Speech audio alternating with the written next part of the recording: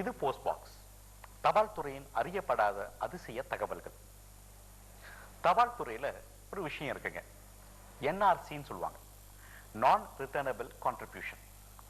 ஒரு சூழ்நிலையில ஒரு காரணத்துக்காக ஒரு கான்ட்ரிபியூஷன் நம்ம போஸ்டல் டிபார்ட்மெண்ட் பண்ணுவோம், நான் ரிட்டர்னபிள், அதை திரும்ப நமக்கு கொடுக்க மாட்டாங்க. எந்த சூழ்நிலையில ஒரு என்ஆர்சி நான் ரிட்டர்னபிள் கான்ட்ரிபியூஷன் நம்ம பண்றோம் அப்படின்னு பாருங்களேன். உதாரணத்துக்கு சிங்காரா, இன்னும் கிளென்மார்கன், இன்னும் பைகாரா, இதெல்லாம் பார்த்தீங்கன்னு சொன்னாக்கா பெரிய பெரிய எலக்ட்ரிசிட்டி போர்டு ப்ராஜெக்ட், அதாவது அங்கே எலக்ட்ரிசிட்டி எடுப்பாங்க. அந்த ப்ராஜெக்டுக்காக கவர்மெண்ட் ஒரு நிதியை ஒதுக்கும். இந்த கவர்மெண்ட் ப்ராஜெக்ட் செய்வதற்கு பார்த்தீங்கன்னு சொன்னால் 1000 பேர், 2000 பேர், 3000 பேர் பார்த்தீங்கன்னு சொன்னாக்கா வருஷக்கணக்காக அங்கே தங்கி அந்த ப்ராஜெக்டை செய்வாங்க.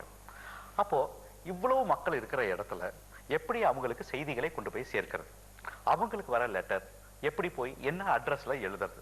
எனவே இவங்க என்ன பண்ணுவாங்கன்னா போஸ்டல் டிபார்ட்மெண்ட்டுக்கு சொல்லுவாங்க, எங்களுக்கு ஒரு போஸ்ட் ஆஃபீஸ் வேணும், இந்த ப்ராஜெக்டுக்காக, இந்த ப்ராஜெக்ட் முடிகிற வரைக்கும் எங்களுக்கு ஒரு போஸ்ட் ஆஃபீஸ் வேணும்னு சொல்லுவாங்க.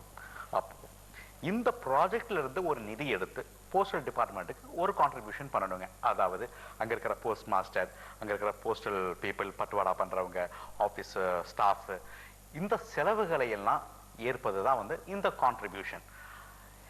ஒருவேளை இந்த ப்ராஜெக்ட் முடிஞ்சதுக்கு அப்புறம் அங்கே யாருமே இருக்க மாட்டாங்க, இந்த போஸ்டல் ஆஃபீஸ் தேவையில்லை அப்படின்னு நினச்சாக்க இந்த போஸ்ட் ஆஃபீஸையும் சேர்த்து பேக் பண்ணிட்டு கொண்டு வந்துடுவாங்க.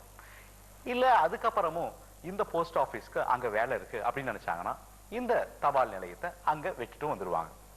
இது பார்த்தீங்கன்னு சொன்னாக்கா கவர்மெண்டோட இபி ப்ராஜெக்ட், இந்த மாதிரி பெரிய பெரிய ப்ராஜெக்ட் நடத்துகிற இடத்துலலாம் இப்படி ஒரு நான் ரிட்டர்னபிள் கான்ட்ரிபியூஷன் நடக்கிறத நம்ம பார்க்கலாம்.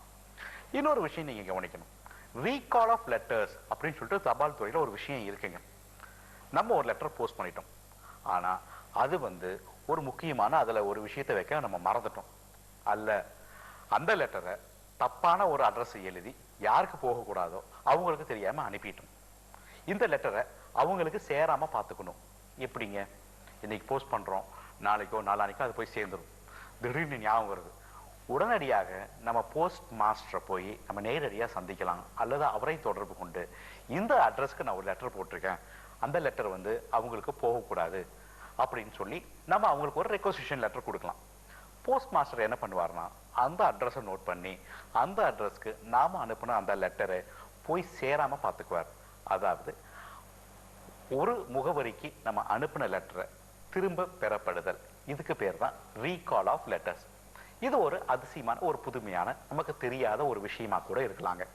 இன்னும் இது போன்ற அறியப்படாத அதிசயமான தகவல்களோட மீண்டும் உங்களை நாளை சந்திக்கிறேன். இது போஸ்ட் பாக்ஸ்.